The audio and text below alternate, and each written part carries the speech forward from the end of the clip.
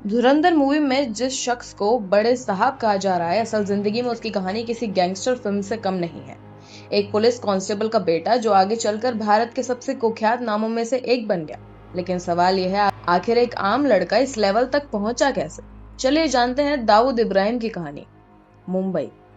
आज से कई साल पहले की मुंबई, जहां सपने भी बनते थे और अंडरवर्ल्ड भी। इसी शहर में पैदा हुआ था दाऊद इब्राहिम। उसके पिता पुलिस में कांस्टेबल थे। मतलब घर में कानून की बातें होती थी, लेकिन बाहर की दुनिया कुछ और ही थी। टीनेज तक पहुंचते पहुंचते दाऊद का नाम छोटी मोटी क्राइम एक्टिविटीज में आने लगा। शुरुआत छोटी थी, लेकिन आगे जो होने वाला था उसने सब कुछ बदल दिया।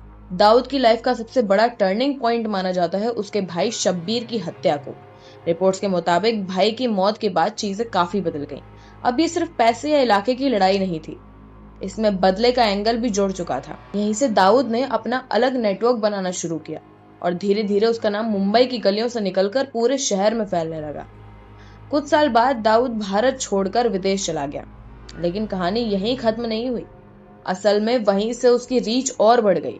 रिपोर्ट्स के अनुसार उसका नाम अलग अलग इलीगल नेटवर्क्स और इंटरनेशनल एक्टिविटीज से जोड़ा जाने लगा, और धीरे धीरे वो सिर्फ मुंबई का नाम नहीं रहा, बल्कि एक ऐसा नाम बन गया जिसे पूरी दुनिया पहचानने लगी। फिर आया साल 1993, एक ऐसा साल जिसे मुंबई कभी नहीं भूल सकती। शहर में बम धमाकों की एक सीरीज हुई, सैकड़ों लोग मरे।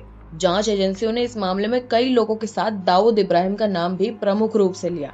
इसके बाद उसकी पहचान पूरी तरह बदल गई। अब लोग उसे सिर्फ गैंगस्टर नहीं बल्कि टेररिज्म से भी जोड़ने लगे। समय बीतता गया, लेकिन दाऊद का नाम खबरों, डॉक्यूमेंट्रीज और फिल्मों में बार बार आता रहा, और यहीं से बड़े साहब जैसे नाम भी लोगों के बीच चर्चा में आने लगे। आज भी जब कोई फिल्म या सीरीज ऐसे किरदार दिखाती है तो लोगों की क्यूरियोसिटी तुरंत बढ़ जाती है, क्योंकि हर कोई जानना चाहता है कि आखिर इस नाम के पीछे असली कहानी क्या है। एक पुलिस कांस्टेबल का बेटा मुंबई की गलियों से निकलकर दुनिया के सबसे चर्चित अपराधियों में से गिना जाने लगा।